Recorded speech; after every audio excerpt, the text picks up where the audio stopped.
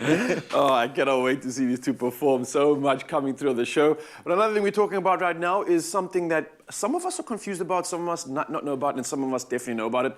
I don't know. You can decide right now. I hear people talking about it all the time. It's antipasto. And I can't help but think, what do you have against pasta, right, when you hear this? But it's not a dish for people who don't like pasta. In fact, it's a starter that Italians are usually having before they have their pasta, right? So it's a nice, fresh, delicious, and perfect dish for summer. And today we're going to be making the best antipasto to enjoy before your pasta or possibly any dish. And yeah, to show us how it's done, Huda Khan in the building, HK Foods representing. You're going to save us with this one as well. I don't think this one needs saving this time around. I think it speaks for itself. It's an amazing dish. And as you said, yes, antipasto, but it's like a canapé. It's like a starter. But for me, it's you put it in any meal, before the meal, after the meal. It's just great. It could be a meal on its own, right? There we go. And I love the fact that we're using some bright colors. That always adds to the health element of it. Macronutrients are going to be working here. So where do we start? Because it looks like there's a lot going on.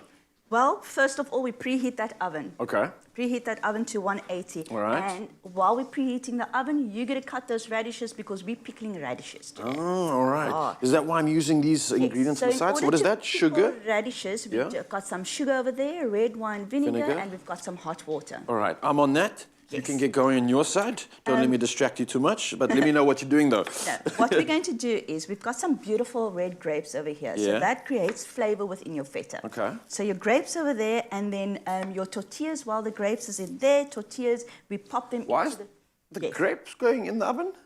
The grapes infuses with the feta.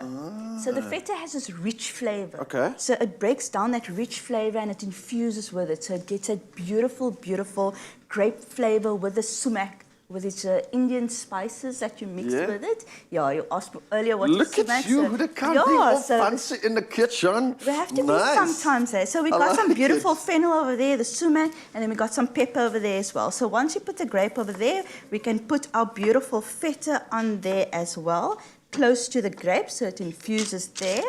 We've got our BWELL canola oil. Now, our canola oil over here, it's combined with beautiful olive profile. It brings that olive profile out. So that is what is amazing over here. I know the other locally benefits. sourced, Yes. GMO-free. Yes. That's exactly what I was going to mention right now. You get it over there. It's something that you can use in almost any dish these days. Exactly. It's been a replacement for me at home. The BWELL canola oil, as an example, it's obviously combined with so many other ingredients, and it's something that I think is just almost like an essential in the pantry right now. Exactly. You shouldn't have it, or you should not have it. You should not have it in your pantry. That's Needs to be there. All right. What you also have that goes great with this dish is your chickpeas. Okay. So your chickpeas, you put them in your parchment paper as well. It also goes into the oven as well. A little bit of cayenne pepper just to give it that flavor. That pizzazz, There we go. Bit of pizzazz over there. And that goes into the oven. All right. Once it pops out, we're going to just drizzle again with your BWELL olive oil over there with some garlic. Brings out the tortillas as well. Beautiful stuff. Always great flavor that goes with that feta. Okay. That goes into the oven. Remember, some people, your feta might split in the oven, but that's the best part, that gooey part, beautiful. You get that balance of textures as well. Now we're talking, I see you. And the herbs and all of that mixes as well with the feta, so that is beautiful. Once this pops out of the oven, that's where your pickled radishes comes in. Because it also breaks that richness of the feta. So that pickled radishes, you overflow it on your feta. Sure. And it's just absolutely beautiful. Beautiful on the palate, freshness coming through, and there you go. Beautiful dish. I'm absolutely impressed. This is not just cooking. This seems like a science, a fusion of flavors using so much beautiful analogy and terms to kind of get these flavors together, but I absolutely love it. It's actually simple ingredients that you put on there. And you don't have to go and mind boggle yourself and to say, what, must I go to the shop and this, that? No, simple. You don't have to go and spend millions.